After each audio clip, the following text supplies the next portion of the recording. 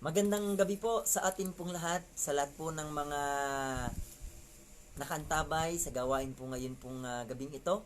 Ano po, pasensya na po kayo kung tayo man po ay nag-adjust ng oras sapagkat nagkaroon po ako ng mga schedules po, lalo na po sa Bible College, ay in-adjust ko po yung oras ko para po ako makapagturo pa din at ako ay available pa rin po sa Bible Institute. So, ngayon po nga pong ito ay tayo po yung muling mag-aaral ng salita ng ating Panginoon at ang atin pong hinahanap po sa atin pong pag-aaral po ay yung pagliligtas ng Diyos. Ano po? So, isa pong napakahalagang bagay na makita po natin mula sa salita po ng Diyos, yung kanya pong pagliligtas. Ano po? Ito pong programa pong ito ay ginawa po para po sa mga nagnanais pong makatiyak ng buhay na walang hanggan at magkaroon din po ng pag-asa sa buhay na walang hanggan. Ano po? So, sa panahon po ngayon, lalo po ngayong pandemic, ano po, marami pong tao po ngayon ang parang nasa kanilang kaisipan ng malapit na pong matapos ang mundong ito. Ano po, which is may katunayan po yung bagay na yon sapagkat ang mundo pong ito ay nakaplano na po sa harapan ng Panginoon. Ano po, at meron siyang mga salita na sa mga huling panahon, ang ibig sabihin nun ay mangyayari po yung mga bagay na kanya pong hinula mula po sa kanya pong salita. So sa hapon pong ito ay dadako po tayo sa isa na naman pong kwento na kung saan po ay hango po sa buhay po ng ating pong karakter ngayong gabi, yung pagliligtas ng Diyos sa buhay po ni Abraham. Ano po? Sa mga hindi pa po nakakakilala kay Abraham, ay ngayong gabi ay malalaman po natin yung mga malalalim na ibig sabihin po ng meron po sa buhay po ni Abraham. Bukod po sa siya ang pinakang ama natin sa pananampalataya at yun po yung maliwanag na pagkakilala po ng maraming Kristiyano. Pero pagdating po sa usapang kaligtasan, marahil po ay hindi po natin masyadong makita doon yung paano siya iniligtas ng Panginoon. Ano po? So ngayon pong hapong ito ay babasahin ko po sa inyo ang ating pong paksa.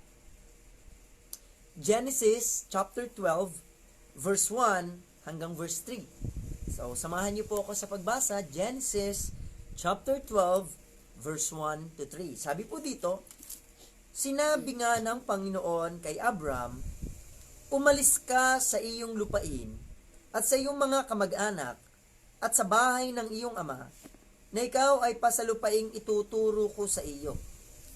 At gagawin kitang isang malaking bansa at ikaw ay aking pagpapalain at padadakilaan ko ang iyong pangalan at ikaw ay magiging isang kapalaran. At pagpapalain ko ang mga magpapala sa iyo at susumpain ko ang mga susumpa sa iyo at pagpapalain sa inyo ang lahat ng angkan sa lupa. So tayo muna po ay manalangin sa gabi pong ito.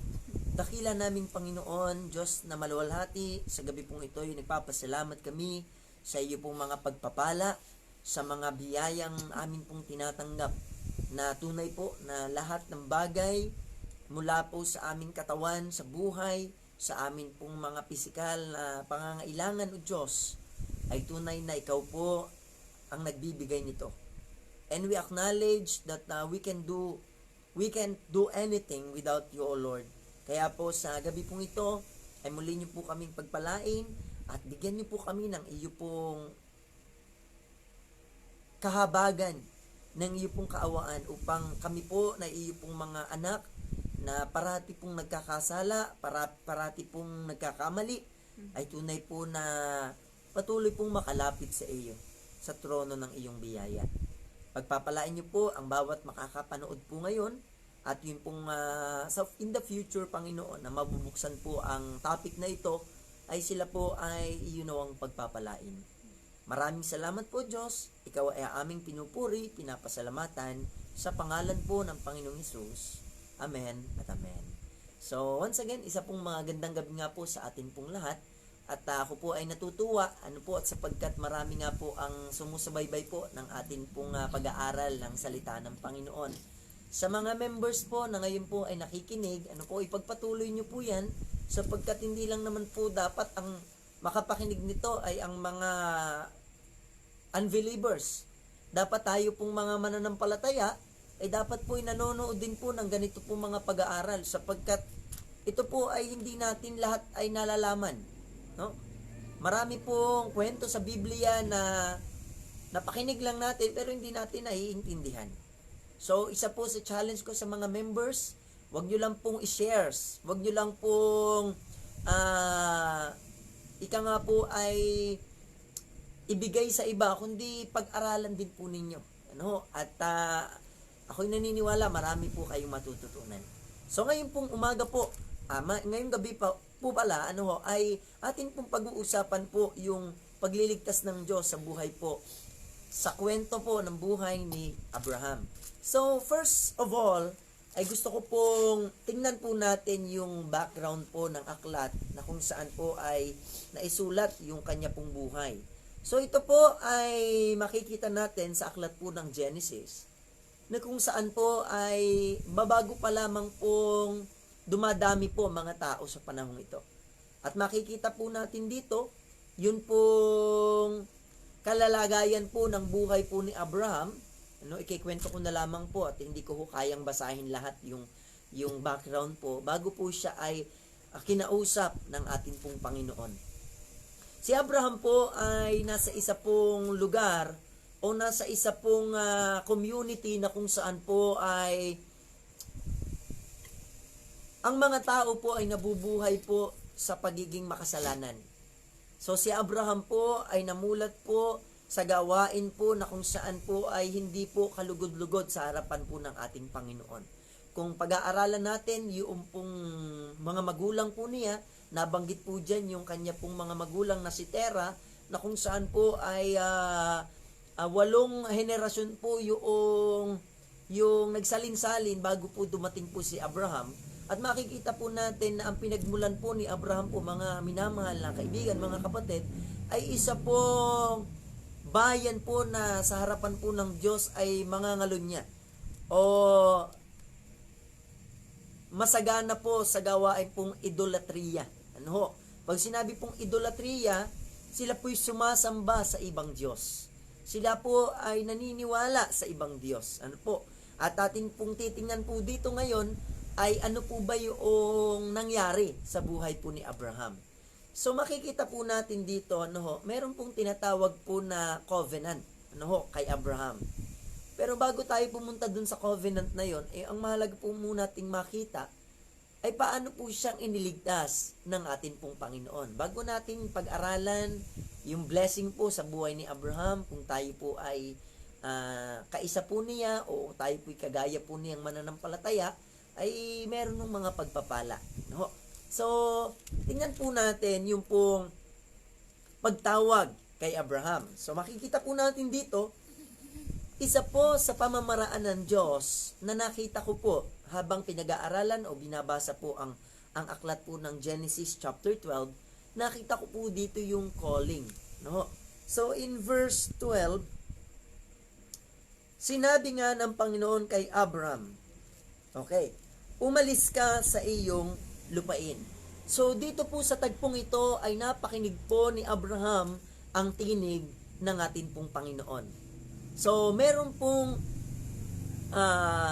dalawa po na susuutan tayo para kunin po yung tinatawag na kaligtasan.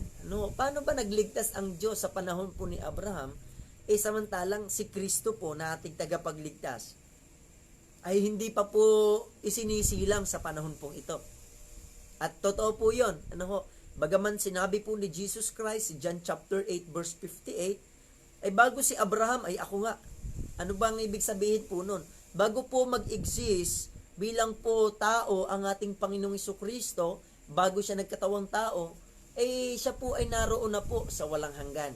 Siya po ay nagsisimula sa walang hanggan. Ibig sabihin, ang ating Panginoong Jesucristo po, alam po ang pangyayari pong ito. So, Nais ko pong tingnan po natin yung pong God's calling. Ano ho? God's calling.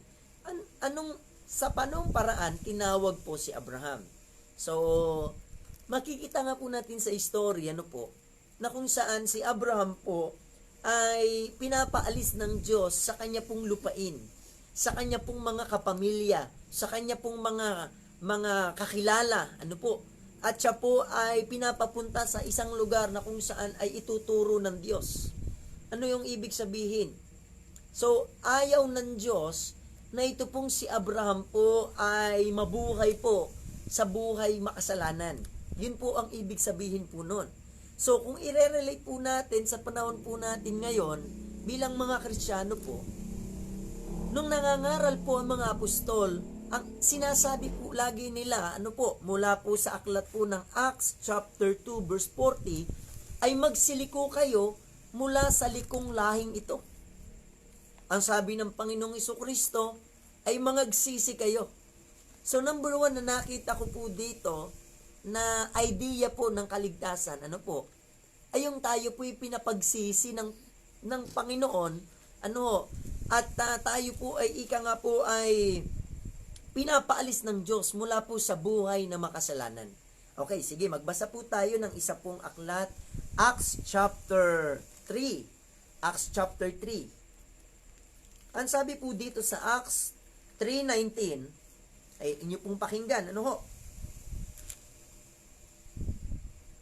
Verse 18 pa po, magsimula tayo verse 18.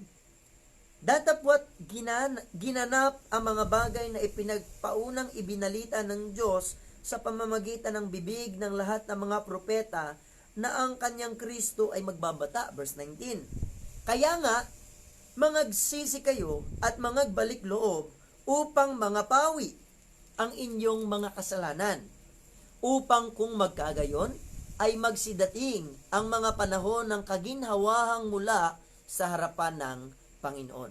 So mga minamahal, mga kapatid, ano po, isa po sa paraan para ang tao po ay tawagin sa kaligtasan, ay yung tayo po ay sabihan ng Diyos na tayo po'y humiwalay o huwag tayong umayon sa buhay po ng mga tao pong walang pagkakilala sa atin pong Panginoon.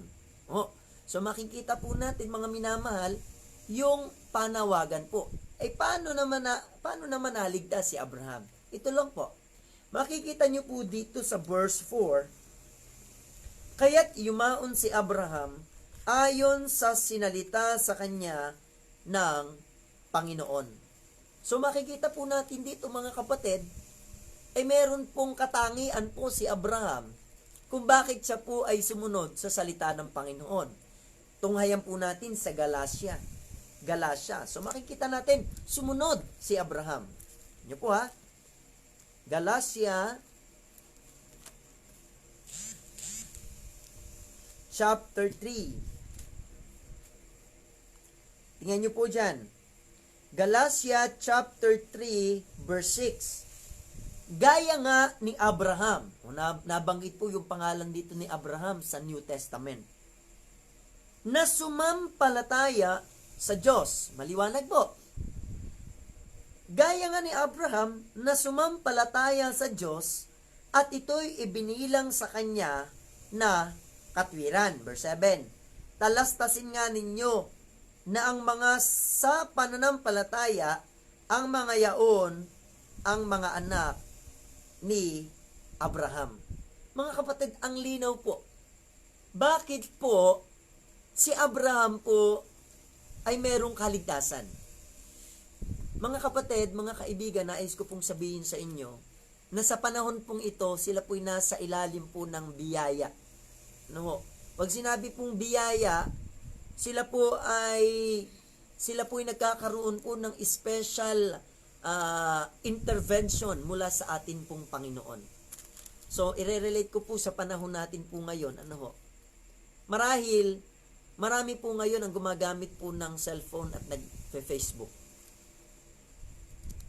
Hindi lang po siguro 100 ang nagfe-Facebook ngayon. Napakaraming tao po ngayon ang gumagamit o naa-addict po sa social media. So, sa panoong paraan po, tayo po'y nagkakaroon po ng intervention ang Diyos sa ating pong buhay. Simple lamang po. Sa dinami-dami po ng pwedeng buklatin dyan po sa ating pong cellphone, meron pong mga tao po na natutuwa at nakikinig pong mag-aral, makinig ng salita ng Diyos. At yun po ay isang bunga po na ang Diyos ay gumagawa sa atin pong buhay. Alam nyo, ito po ang katotohanan. Maraming mga tao po na pinipilit nilang maging masaya sa kalayawan at kasalanan. Totoo po yan. Pero alam nyo, may mga tao po na narin yung kanilang pagmumuni-muni sa buhay na kung ako'y magpapatuloy sa ganitong klase ng buhay, anong mapapala ko? So nakakaroon siya doon ng tinatawag na paghahanap o pagsasaliksik ng katotohanan. At sa biyaya po ng Diyos, ay marami na po sa atin po ang nakahanap nito. Marami na po ang nakasumpong nito. At ang atin pong ginagawa po ngayon, ay nangangaral po tayo ngayon sa kabila po ng pandemic na ito through online. At naniniwala po ako, na meron po at merong nakikinig ng salita ng Panginoon. Kung marami po ngayon ang puro TikTok lamang, marami ngayon ang gumagawa ng kung ano-ano sa social media, I believe with all of my heart, yung mga tao po na pagdating po sa salita ng Diyos, ay mas inuuna po nila yon kaysa po yung mag-Facebook maghapon, kaysa po mag-TikTok maghapon, kaysa po gumawa ng mga bagay na hindi po kalugod-lugod sa Panginoon. So, hindi naman po masama ang mag-Facebook. Ang masama lamang po ay puro Facebook lamang tayo at hindi po natin ginagamit yung Facebook natin para tayong makapaglingkod sa atin pong Panginoon. Kasi alam niyo, yung Facebook na yan po ay online chismisan eh. Kung gusto mo makabalita, aso nga lamang po ay ang nababalitaan po natin sa social media po, marami po dyan ay hindi totoo or unreal. When we say unreal, marami dyan ay post lang ng post, akala mo mayaman, pero wala namang makain. Marami po dyan ay akala mo ay masaya, pero totoo, magbibigti na po sila. Sila po'y suicidal na po. At meron akong napakinig pong aral kahapon that because of social media, marami na pong tao po ngayon ang gusto nang mamatay.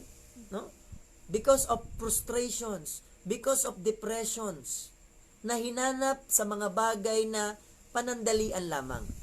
Hindi po sa Diyos na magbibigay ng biyaya sa pangwalang hanggan, into eternity. So mga kapatid, mga kaibigan na nanonood po ngayon, nais ko pong sabihin sa inyo na ang kaligtasan po sa buhay ni Abraham ay siya po'y sumampalataya sa atin pong Panginoon.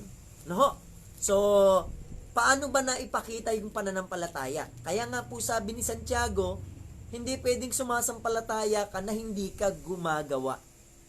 Hindi po tayo gumagawa para tayo maligtas, kundi yung ating paggawa o yung ating pagsunod sa kalooban ng Diyos, yun po ang paraan para mas lalo tayong mapanatag na tayo po'y ligtas at meron tayong katiyakan sa buhay na walang hanggan. Ulitin ko po, pag nakilala natin ang Panginoon ng totoo, hindi po sa pilitan yung natutuwa tayo sa salita ng Diyos. Ako po'y natutuwa sa akin pong mahal na tiyahin at mahal na tiyuhin. Sila po ay taga Santo Tomas. Sila po ay nag-text sa akin at ang sabi po ay natutuwa po sila sa akin pong mga itinuturo. At ako naman po ay nagpupuri sa Panginoon sapagkat ito pong taong walang kwenta at walang kabuluhan at makasalanan ngayon po ay sa ganito mang paraan ay ginagamit ng ating Panginoon. So maraming tao po talaga ang nangangailangan ng salita ng Diyos. At sila po yung mga taong tinatawag na po ng ating Panginoon. Another thing tungkol po sa pagtawag, meron pong kwento po dyan sa Lucas chapter 14 and in verse 16. Ikikwento-kwento ko na lang sa inyo, pero maganda basahin po ninyo habang aking ikinikwento. Sa aklat po ng Lucas chapter 14 verse 16, ay ang meron diyang kwento na kung saan ay meron pong naghanda sa piging. At itong naghanda sa piging na ito ay nagtawag ng mga bisita. No? So, humayo yung kanyang mga alagad at nag-imbita. Ang sabi ng mga alagad ay halika kayo at may handa ang aming bossing. May handa ang aming Panginoon at kay aming inaanyayahan. So, ang kaharian po ng langit ay inihalin tulad po sa bagay na ito. Yung bang ipinag-iimbita po at pinagtatawagan po ang salita ng ating Panginoon para kainin at para pagsaluhan. Yun po ang ibig sabihin nun. Bumalik yung mga alagad sa kwento at nag-umpisa na po silang magsumbong sa Panginoon o dun sa nag-utos sa kanila na nagsasabi, Panginoon, ay nag-invite kami, yung isa, meron daw siyang 5 baka, pagbibili, aasikasuhin niya pa daw, may business siya, magbi-business pa siya. Yung isa naman, Panginoon, bagong kasal, ay mag-honeymoon muna, no? Maglalaving-laving daw muna sila. At yung iba naman, ayaw talagang pumunta. So, sa inis ng Panginoon, ganito ang ginawa niya, ay hala, pumarong kayo sa lansangan, ang imbitahin nyo yung mga yung mga pakalat-kalat dun sa lansangan, no? So nag-imbita po itong mga syempre mga taong mga taong walang pagmamalaki, yung kailangan nila ng pagkain, kailangan nila ng bagay na yun, sila'y nagpuntahan at sabi po ng Biblia, at nagsiparoon po ang mga lumpo, yung mga may kapansanan, yun pong mga pulubi, yung mga may hirap, ay nagdatingan po doon, mga minamahal. Mga kapatid, ang mensahe lang po nito ganito. Sa spiritual po na usapin, may mga tao pong ang lalapit po talaga yung may pangangailangan sa Diyos. No? Kaya nga ang Panginoong Hesus po, nung tumawag po siya, gumamit po siya ng mga bagay para po tayo lumapit sa Kanya. Sabi niya sa Mateo chapter 11 verse 28 to 29, magsiparito kayong nangapapagal at kay aking pagpapahingahin. So yung mga napapagal, tinatawag ng Panginoon. Yung mga hindi napapagal, wala, hindi sila tutugon. Sabi ng Panginoon, ako ang tubig ng buhay. Lumapit sa akin ang nauuhaw, paiinumin ko sa tubig ng buhay na walang hanggan. Kung hindi ka nauuhaw, hindi ka lalapit sa Panginoon. Sabi ng Panginoon, ako ang tinapay ng buhay. Ang sinumang lumapit sa akin ay hindi na magugutom magpakailanman. At sinabi ng Panginoon, ako ang buhay. Kung ang tingin mo sa buhay mo walang kabuhay-buhay, lalapit ka sa Panginoon bilang siya po ay tumatawag ng mga tao. Kaya nga mga minamahal, ang liwaliwanag po sa Biblia, hindi siya tumatawag ng mga tao pong mabubuti sa kanilang sarili. Hindi tumatawag ang Diyos ng mga pariseo at eskriba. Hindi tumatawag ang Diyos ng mga relihiyoso. Ang sabi ng Panginoon po sa aklat ng Mateo ay mga uuna pa yung mga patutot, mga uuna pa yung maniningil ng buwis kaysa sa mga pariseo at eskriba na magsipasok sa karin ng langit. Bakit? Dahil ang hinahanap ng Diyos yung mga taong nagpapakumbaba at nagsisisi. Hindi po yung kaya ka sasampalataya dahil mabuti kang tao. Sapagkat sa Biblia po mga kapatid, si Abraham po ay hindi po siya yung taong matuwid, mga kapatid. Si Abraham po ay isa rin po sa taong may kahinaan, may kasalanan. Hindi ho si Abraham perpekto. Pero alam nyo bakit si Abraham po yung tumugon? Sapagkat si Abraham po yung may mababang puso sa harapan ng Panginoon. So, napakagandang illustration po ng mga sinabi ko po sa inyo, daw ay naiintindihan po natin sa biyaya ng Panginoon. So number 1, para makita natin yung pagliligtas ng Diyos, tinawag ng Diyos si Abraham at siya po'y tumugon. Pagpapakita po ng kanyang pananampalataya. Simple lang naman po Kung talagang sumasampalataya ka, tinatawag ka ng Diyos para siya isambahin. Tanong, ikaw ba'y sumasamba sa Diyos? O lahat ng pwede mong idadahilan mo? Nasaan doon ang pananampalataya?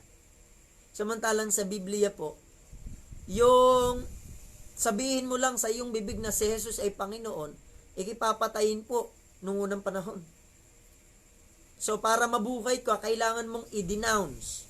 Kailangan mong wag aminin na si Jesus ang iyong Panginoon. Bakit? Itatapon ka sa mga leon, kakainin ka ng buhay, ngangat-ngatin ka. Mga kapatid, nasan yung pananampalataya na yon? Sa panahon natin ngayon, pagbabasa ng Biblia, tinatawag tayo ng Diyos. Umaga at saka gabi, dapat nagbubulay tayo ng kanyang salita. Kamusta ka? Ikaw ba'y nagbabasa ng Biblia? Magaling pa yung Facebook, lahat na ng mga balita doon, nabasa mo. Hindi naman lahat ay totoo. Marami ngayon sa Facebook, buhay pa yung artista. Pumanaw na doon sa social media. Nakakatawa man, pero totoo. Pero tayo naman, kung alin pa yung hindi totoo, doon po tayo naniniwala. So, tulad po nung nanay po ni Sarah Geronimo, nabalita nung nagpakamatay na. Pero fake news pala. Kaya, wag muna pong maniniwala hanggat hindi po natin natitiyak ang katotohanan. Punta na po tayo sa pangalawa po. So, una po yung calling kay Abraham. Tumugon po siya. Yun po yung paraan po ng Diyos. Pangalawa po, sa Biblia po, makikita po natin na pinalitan po ng Diyos ang pangalan po ni Abraham. Yun po yung sunod nating pag-uusapan. From his name, Abram, ginawa po ng Diyos ito na Abraham. So, meron po ako ditong research about po sa pangalan po ni Abraham. So, mga kapatid, makikita po natin dyan sa kwento po, ay yung pinalitan po ng Diyos ang pangalan po ni Abraham. Ni Abram sa pangalan pong Abraham. Napakaliwanag po. So, kaya nga po ngayon ay nakasulat po dito, Abraham na. Pero yung atin pong pinag-aaralan sa chapter 12 ng Genesis, ay Abram po yung kanya pong pangalan. So, ito po, yung pagpasensyahan nyo na po yung akin pong lettering. Sana po inyong maintindihan.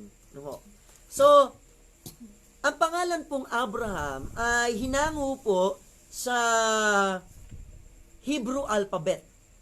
So, si Abraham po kasi ay isa pong Hebreo na sa katotohanan po, lahat po pala ng pangalan po nung unang panahon and almost names nung ancient o yung unang panahon pa, lahat po ng pangalan po ay may ibig sabihin.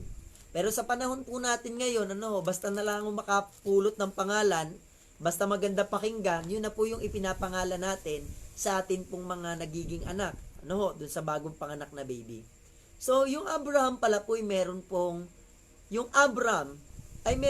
ibig sabihin. So, simulan po natin yung letter A. Letter A stands for Aleph. Meaning po ng Aleph, ito po ay ox head or gamitin po natin yung ulo po ng tao. Which means power and authority. So, yung letter A po sa salitang Abra means power and authority. Letter B, yung Beit. So, from the Hebrew alphabet na letter B or Beit, makikita po natin yung floor plan or what we call family. Yung floor plan po, ang ini-indicate po niya ay pamilya. So, family. Sana maintindihan po ninyo. At yun pong R sa Abram ay Resh from the Hebrew alphabet, nang ibig sabihin ay beginning or start. Start or beginning. So, simula. Okay, so, ano naman yung ibig sabihin ng letter M? Ang ibig sabihin naman po ng letter M is, it means water and blood. Okay, ang ibig sabihin naman po nito, mga minamahal, it means the generation. Ang ibig sabihin po. So, anong ibig sabihin? Si Abraham po, ang magiging ulo o magiging ama. Yun po yung ibig sabihin. Magiging ama ng house, ng sangbahayan. Ano ba yung sangbahayan? So, sa panahon natin ngayon, tayo po yung mga anak ni Abraham sa ating binasa, Galatia chapter 3, verse 6 and verse 7. Lahat daw po ng sumasampalataya, kayo'y anak ni Abraham. So, we are called the family of God, mga kapatid. So, ano ibig sabihin? Si Abraham po ay siya po yung leader. ng simula ng pamilya ng Diyos. Okay. So, yun po yung pinakang literal meaning po. So, ang nakita ko po dyan, ang ibig sabihin daw po ng pangalan ng Abraham is the strength of the house is the head of the waters. So, si Abraham daw po, yung pinakang malakas doon sa sambahayan, yun ang ibig sabihin. So, punta po tayo doon sa ano yung letter na idinagdag ng Diyos para po siya'y maging Abraham. Okay. So, from the word Abram ay nagipong Abraham. So, mapapansin po natin na nadagdagan po ito ng Hebrew alphabet na ang ibig sabihin po na He. He. He. Yan ang ibig sabihin po ng Hebrew alphabet, which means God's breath. Hininga ng ating Panginoon. Okay. So, meron pa rin po itong isa pang ibig sabihin po na it stands for a man raised his arm. So, yung lalaki daw po na nakataas ang kamay. Ayan, nakaganito po. Yung po yung symbol po ng he. So, ganito po yun. Si Abraham yung authority at siya po yung magiging ulo, na sa pamamagitan po ni pagpapalain po ang lahat ng bansa. Ang ibig sabihin po ng bansa, lahat po ng mananampalataya sa lahat ng bahagi po ng mundong ito, Abraham will be our father of faith. Siya po yung, pag pinag-usapan yung pananampalataya, ay hindi ho natin kayang tularan sa dami po ng pagsubok bilang mananampalataya ni Abraham. Yung isipin ko na lamang po, yung amin po magiging sanggol ay akin nung papatayin, ay hindi ko kaya po yon. Pero salamat po, si Abraham po ay kilala po sa kanyang pananampalataya, even his only begotten son Isaac ay kanya pong inihandog. Marami pa pong pagsubok, at isa na nga po yung tinawag siya ng Diyos at pinapunta po sa isang lugar na wala po siyang kasiguraduhan. So ngayon, nais ko pong sabihin sa inyo, ginawa ng Diyos na Abraham ang kanyang pangalan upang siya po bilang ama ay pupuspusin siya ng Diyos. At sa pamamagitan po ni Abraham po, siya po yung tatay, yung magulang ng mga mananampalataya. Kaya po, ang ibig sabihin po nung hey, God's breath, yun po ang ibig sabihin. At ito naman pong a man raises arm, ito po ay nagdi-denote o ito po ay sumisimbolo po sa ebanghelyo ng ating Panginoong Jesucristo. Ayan po, meron po akong dinrawing po. At pagpasensya nyo na po, hindi po ako magaling mag-drawing. Yan ay binasta ko lamang po ang pagdodrawing. A man raises arm. Si Jesus Christ po nung ipinako sa krus ay nakataas po ang kanya pong kamay. Hindi ko nakababa, nakataas. So ang ibig sabihin po nung doon po sa pangalan ni Abraham is the gospel of the Lord Jesus Christ. Na si Kristo po ay kailangan magbata. Sabi po ng Biblia, ito po'y ipinangaral na po ng mga propeta noon pa. Totoo po. Si Prophet Isaiah, maliwanag po, hindi pa nangyayari na si Kristo po ay mamamatay sa krus ng Kalbaryo, sinabi na po niya.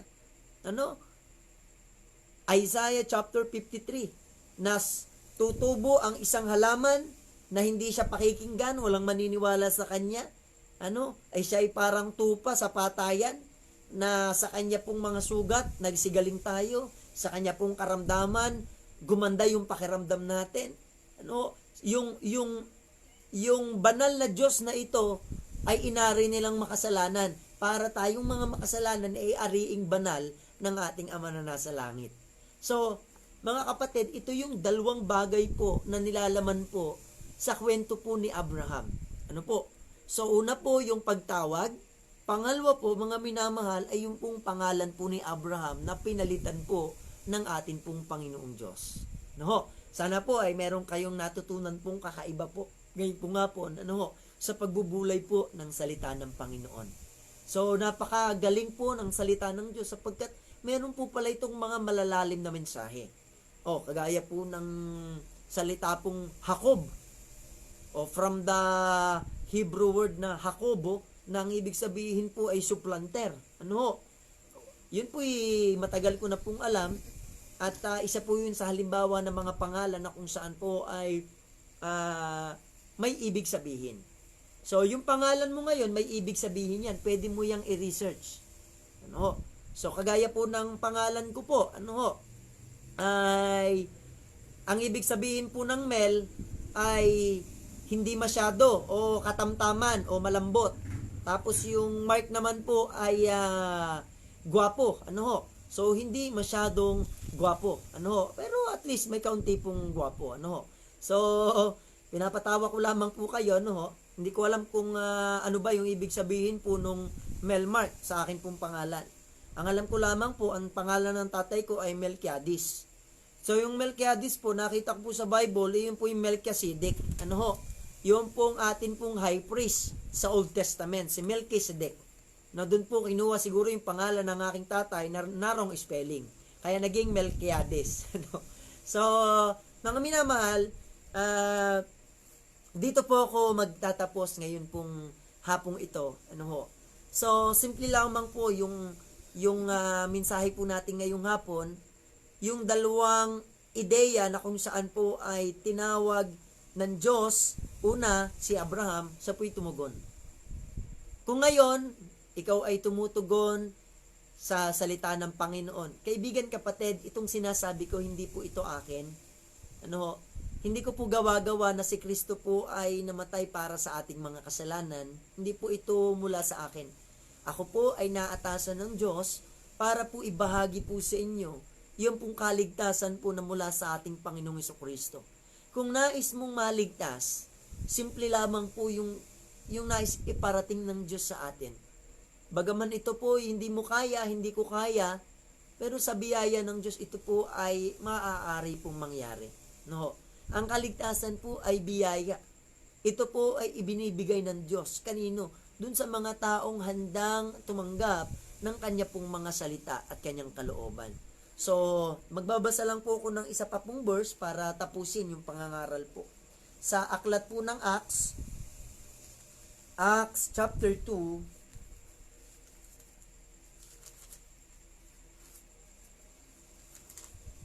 verse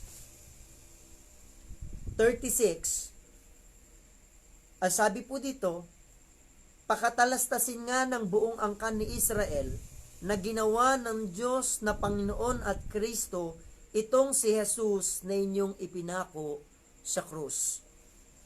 Nang marinig nga nila ito, ay nasaktan ng kanilang puso at sinabi kay Pedro at sa ibang mga apostol, mga kapatid, anong gagawin namin? So makikita po natin dito mga kapatid na yung mga apostol po ay wala pong ibang ipinangangaral kundi po itong si Kristo Jesus na napako sa krus. Wala pong ibang itinuturo ang ating pong mga apostol na ibang daan. Ang liwanag po sa Biblia po na sa pamamagitan po ng kamatayan ni Kristo, doon po tayo magkakaroon ng panibagong buhay. Kaya nga sinabi po ni Apostol Pablo, Christ liveth in me. Si Kristo ang nabubuhay sa akin at hindi na ako yung nabubuhay, kundi si Kristo. At yung ikinabubuhay ko sa laman ay kinabubuhay ko ngayon sa pananampalataya. Ano ibig sabihin? Yung kakayanan ko ngayong ibinigay ng Diyos para maglingkod, mangaral, magtiis ng hirap para sa Kanya, ginagamit ko yun para ipakita na meron akong pananampalataya sa ating Panginoong Jesucristo. So, dalawa po yung pwedeng maging approach ng tao pag ipinangaral natin ang kaligtasan. Yung iba, iismiran lang tayo. Yung iba, magagalit. Sa madali salita, yung iba, hindi nila tatanggapin ito. Ang tatanggapin nilang aral, yung kanila. Kailangan mo daw ng relihiyon, kailangan mo daw ng bautismo, kailangan mo daw magpakabuti, kailangan mo daw sumunod ng sumunod. Pero mga kapatid, ang liwanag sa Biblia, na tanging yung pananampalataya kay Kristo lamang ang magliligtas sa atin. Kaya nga ang sabi ng John 3:16, sapagkat gayon na lamang ang pag-ibig ng Diyos sa sanglibutan, ibinigay niya ang kanyang bugtong na anak upang ang sino mang sa kanya'y sumampalataya ay huwag mapahamak kundi magkaroon ng buhay na walang hanggan. Kaliwanag po wala namang inilagay dong relihiyon. Wala naman dong inilagay na kung ano-ano. Ibinigay ng Diyos ang kanyang bugtong na anak. Pag ikaw daw ay sumampalataya, hindi ka na daw mapapahamak, kundi magtatamo ka ng buhay na walang hanggan. Ang kagandahan po dito sa mga nakinig po sa preaching po ni Apostle Peter, ay nagtanong sila. Ang sabi, Pedro, anong gagawin namin? Ang sarap pong pakinggan po ito, kung ikaw ay nakikinig ngayon sa Bible study na ito, pwede ka mag-comment. At pwede kong sabihin sa iyo yung mga pwede mong gawin para matiyak mo rin na sa buhay mo ay meron ka ng buhay na walang hanggan. Pwede natin niyang maalaman. 100% pwede nating ma-assured yung atin pong eternal life. At marami pong passages na pwede magturo sa atin. At narito po ang inyong lingkod para po kayo po'y tulungan. Mabuksan ang ating kaisipan, sa salita po ng ating pong Panginoon. You can PM me or personal message, pero mas maganda po na ipahayag po natin in public that we believe in the Lord Jesus Christ. Isa po yun sa blessing po, maging sa mga nanonood din po na kasama po natin ngayon. So, ito ang maganda, sabi po dito, nasaktan ng kanilang mga puso at nagtanong sila anong gagawin namin. Sinabi po ni Pedro, mangagsisi kayo at mga bautismo ang bawat isa sa inyo sa pangalan ni Jesucristo sa ikapagpapatawad ng inyong mga kasalanan at tatanggapin ninyo ang kaloob ng Espiritu Santo. So mga minamahal, yung pagsisisi po, yung pagsisisi po na tinutukoy sa Biblia po, ito po'y bunga po ng baptism of the Holy Spirit. So, kailan po tayo binaptize ng Holy Spirit? Yung moment na tinanggap mo ang ebanghelyo ng ating Panginoon. Sabi ng Efeso chapter 1 verse 13, buhat ng inyong tanggapin ang aral ng katotohanan na aking ipinangaral sa inyo, ay kayo'y tinatakan ng banal na Espiritu. So, mga kapatid, mga kaibigan, hindi nyo po dadagdagan ng bautismo yung kaligtasan. Kundi ang kaligtasan po, ay meron po itong tinatawag na bunga. At ito po yung simbolo po ng kamatayan ni Kristo dun sa krus ng Kalbaryo. Bilang ikaw ay mananampalataya, dapat maging willing ka na ipahayag na ikaw ay sumasampalataya sa Panginoon at nais mo ring mamatay kasama niya at mabuhay na kalakip siya. So, anong ibig sabihin? Mula sa dati po nating mga kasalanan, tayo po ay lalakip na sa Panginoong Jesucristo. Yun ay ililibing na rin po natin yung ating mga kasalanan at tayo po'y muling babangon na kamukha po ng ating Panginoong Jesucristo. Kaya nga po ang sabi ng 2 Corinthians 5:17, if any man be in Christ, he's a new creature. So ngayon pong gabing ito, maraming salamat po sa mga nakinig at nawa po ay meron po dito ang mag-comment para po matulungan po namin kayo. And it is for free. Sabi ng Panginoon, tinanggap niyong walang bayad, ipamahagi niyong walang bayad. Saan ka man naroroon, kaibigan, kapatid, nawa ay ikaw ay pagpalain ng Diyos. At ang Diyos ngayon ay tumatawag, sana wag maging huli ang bukas para ikaw ay magsisi sa iyong mga kasalanan at tanggapin si Kristo bilang Panginoon at tagapagligtas. Tayo po'y manalangin sa hapon pong ito as we end our Bible study. Panginoon naming Diyos, maraming salamat po sa hapon pong ito sa kwento po sa buhay po ni Abraham namin pong napag-usapan. Tunay po na kung wala ang iyong biyaya, hindi po namin ito maunawaan. Kaya po nagpapasalamat po kami na naroon ang iyong pong biyaya at ang kapangyarihan ng Banal na Espiritu upang kami po ay makaunawa sa iyo pong mga salita. Amang Banal, pagpalain niyo po ang mga nakinig at naway patuloy po kaming mapalapit sa iyo. Patuloy na lumago ang amin pong kaalaman tungkol po sa iyong mga salita. Pagpapalain niyo po Diyos at sa araw ng bukas muli po ay kami po ay muling makapag-aral ng iyo pong mga salita. Pinupuri ka namin o Diyos at pinapasalamatan ang lahat ng aming samo at dalangin, hinihingi po ang lahat sa pangalan ng aming Panginoong Jesus. Amen at amen. Okay. So sa lahat po ng mga nakinig po ngayong gabi at sa mga makikinig pa po, ay ako po bumabati sa inyo ng isang magandang gabi po at isa pong mapagpalang hapon sa ating pong lahat. God bless you at sana magkita po tayo sa araw ng bukas. Maraming salamat po. God bless.